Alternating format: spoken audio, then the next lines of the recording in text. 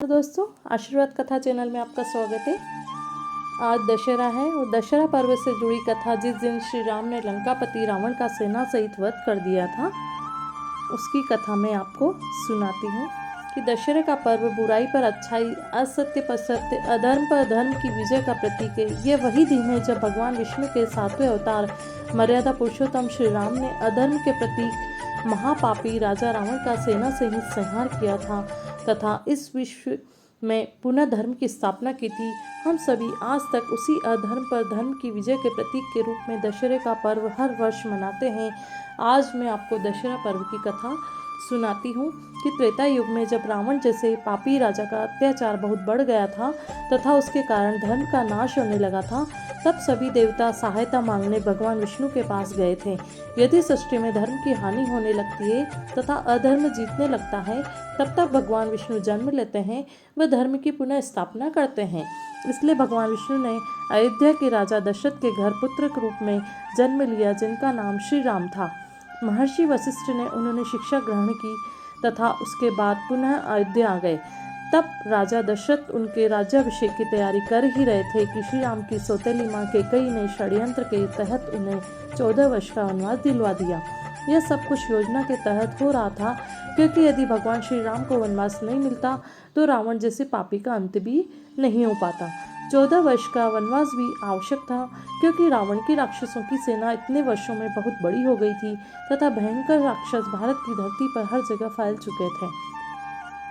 रावण का साम्राज्य समुद्र के उस लंका पार लंका में था, लेकिन इधर भारत की भूमि पर भी उसके राक्षस रहा करते थे।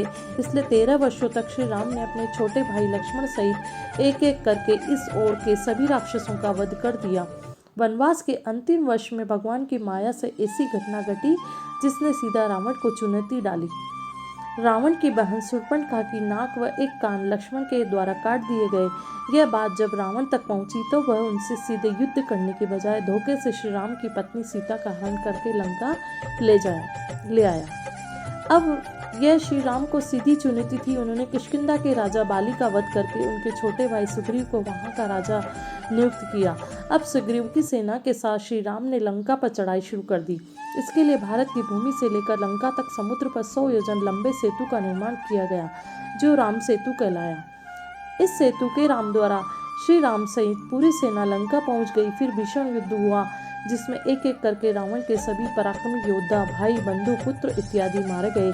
अंत केवल रावण बचा था। हालांकि उसका एक भाई विभीषण युद्ध से पहले ही श्री राम की सेना के साथ जा मिला था, जो बाद में लंका का राजा बना। दशहरे से पहले तब तक जब रावण के सभी योद्धा मारे गए, तब रावण ने स्वयं युद्ध भूमि में जाने का निर्णय किया। अश्विन मास के शुक्ल पक्ष की 10वीं तिथि के दिन श्री राम व रावण के बीच भीषण युद्ध हुआ। इस युद्ध में श्री राम ने एक एक करके रावण के सभी 10 मस्तक काट डाले, जो कि बुराई के प्रतीक थे। अंत में श्री राम ने रावण की नाभि में स्थित अमृत को सुखा डाला तथा ब्रह्मास्त्र का अनुसंधान करके उस पापी का अंत कर दिया। श्री राम की अधर्म पर धर्म की इसी विजय के प्रतीक के रूप में हम सभी दशहरा पर्व मनाते हैं। बोलो सब राम दरबार की जय हो, जय हो।